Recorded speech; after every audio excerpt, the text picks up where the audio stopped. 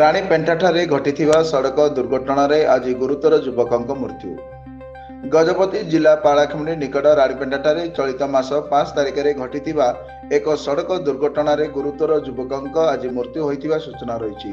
ମୃତ ଯୁବକ ଜଣକ ହେଲେ ଆନ୍ଧ୍ରପ୍ରଦେଶ ଶ୍ରୀକାକୁଲମ ଜିଲ୍ଲା ତାମରଗୁଡ଼ା ଗ୍ରାମର 27 ବର୍ଷୀୟ ଶବର ଧର୍ମାରାଓ ବୋଲି ଜାଣିବାକୁ ମିଳିଛି।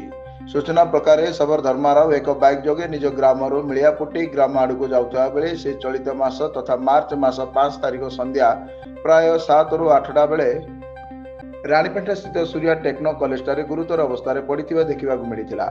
ଏହି ଅବସରରେ ରାଣୀପେଣ୍ଠା ନିବାସୀ ପିନିଟି ନାରାୟଣ ରାଓ ଏକ ବିବାହ ଘରକୁ ଯାଉଥିବା ବେଳେ ସେ ଗୁରୁତର ବ୍ୟକ୍ତିଙ୍କୁ ଦେଖି ତାଙ୍କୁ ଜିଲ୍ଲା ମୁଖ୍ୟ ଚିକିତ୍ସାଳୟ ନେଇ ଭର୍ତ୍ତି କରିଥିଲେ।